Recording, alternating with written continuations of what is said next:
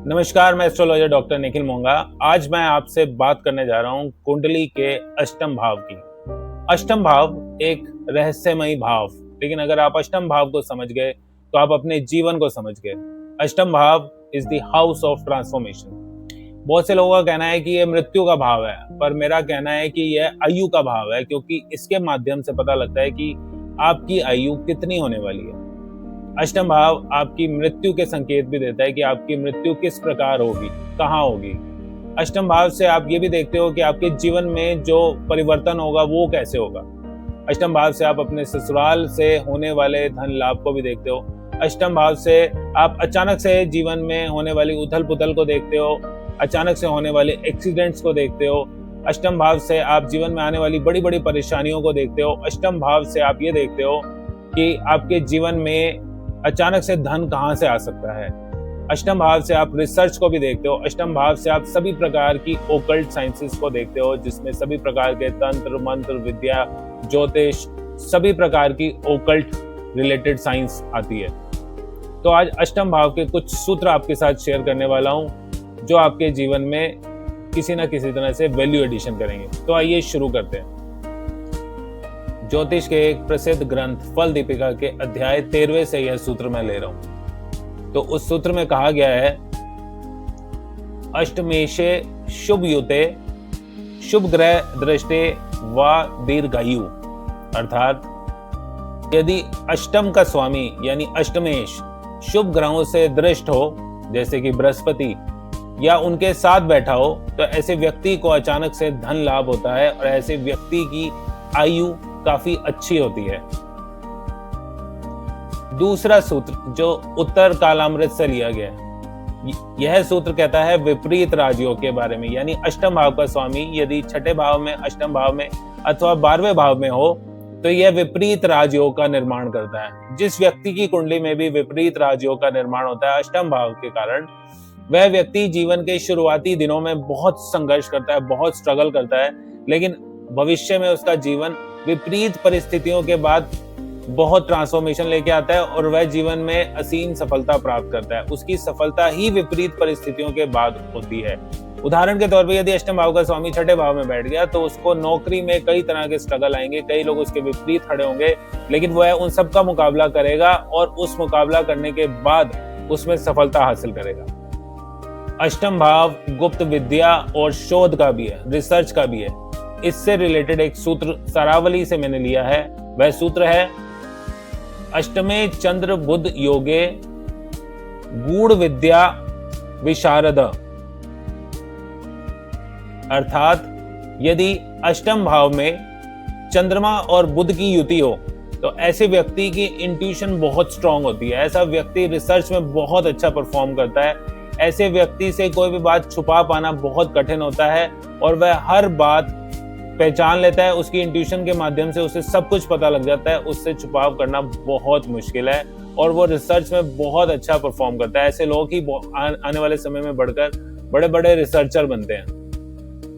ऐसे लोग ज्योतिष, तंत्र मंत्र और मनोविज्ञान में महारत हासिल करते हैं। अगला सूत्र शनि से संबंधित।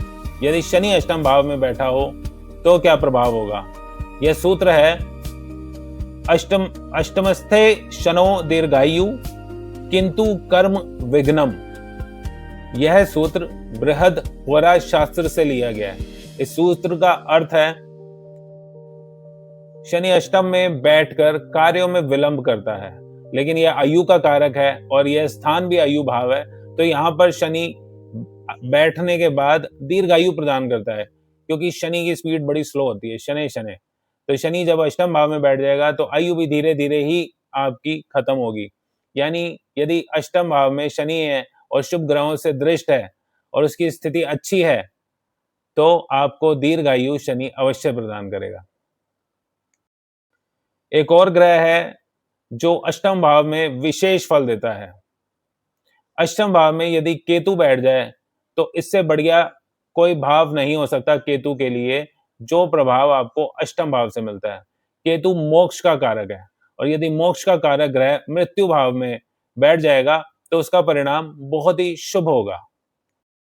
जातक तत्वम नामक ग्रंथ में यह सूत्र दिया गया है।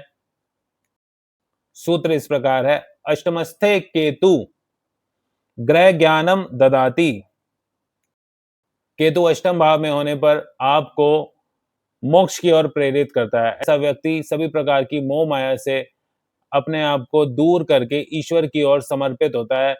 यह स्थिति आपको बहुत बड़ा ज्योतिषज्ञ, बहुत बड़ा तंत्र मंत्र का, विज्ञान का, जो भी ऑकल्ट से रिलेटेड साइंसेज है उसका एक्सपर्ट बनाता है। यह स्थान आपको सिद्धि भी दिला सकता है किसी प्रकार की। यह स्थान आपको सभी प्रकार से मोक्ष से संबंधित आपके द्वार खोलता है। यह स्थान आपको गूढ़ ज्ञान और आध्यात्मिक उन्नति देता है, लेकिन यह किसी प्रकार की शरीर में सर्जरी करा सकता है, किसी प्रकार का आपको शारीरिक कष्ट दे सकता है। जब भी केतु की महादशा आएगी और केतु में बुध की अंतर्दशा आएगी तो आपको कोई ना कोई नई विद्या, नया ज्ञान आपको अवश्य प्राप्त होगा। अष्टमेश जब भी केंद्र भाव में शुभ स्थिति में आकर बैठता है तो वह आपके जीवन में बड़ा परिवर्तन लाता है, आपको बड़ी सफलता भी वही दिलाता है। अष्टम भाव केंद्र में या त्रिकोण में बलवान होकर जब भी बैठता है तो पतन के बाद विशेष उन्नति, विशेष तरक्की देता है। अष्टम भाव आपको जीवन में अर्श पर भी ले जा सकता है और फर्श पर भी ले जा सकता है। ऐसे व्यक्ति को यदि आपका अष्टम भाव मजबूत स्थिति में है, वह केंद्र या त्रिकोण में है, तो वह आपको पूरी तरह से असफल करने के बाद विशेष सफलता देता है। उदाहरण के तौर पर हमारे सेलिब्रिटी श्री अमिताभ बच्चन जी, जिन्होंने एबीसीएल कंपनी में बर्बादी के बाद विशेष सफलता हासिल करी कौन बनेगा करोड़पति के बाद, क्योंकि उनका अष्टमेश विशेष स्थिति में, प्रबल परिस्थिति में था और उनके जीवन को पूरी तरह से परिवर्तित कर दिया, क्योंकि यह हाउस ट्रांसफॉर्मेशन का भी है। अष्टम भाव असाधारण शोध और इंट्यूशन को भी दर्शाता है। अष्टम भाव में यदि बृहस्पति आ जाए तो जातक को त्रिकालदर्शी या महान भविष्यकर्ता भी बना सकता है। गुरु जब अष्टम में होता है तो जातक की सिक्स्थ सेंस जागृत हो जाती है, वो घटनाओं को होने से पहले ही भांप लेता है। जैसे अगर हम उदाहरण लें तो कोई भी महान ज्योतिषी या कोई भी आध्यात्मिक गुरु देख लो आप, बहुत सारे ऐसे गुरु हैं जिनके आप भविष्यवाणियां बहुत सटीक थी। उनके अष्टम भाव में या तो गुरु होगा या केतु का अत्यंत शुभ प्रभाव देखा गया है। यदि अष्टम भाव का स्वामी यानी अष्टमेश पाप ग्रहों के साथ हो और सप्तम भाव में भी पाप ग्रह बैठे हो तो जातक का झुकाव अनैतिक संबंधों की ओर बहुत अधिक रहता है। अष्टम भाव गुप्त संबंधों को भी दर्शाता है।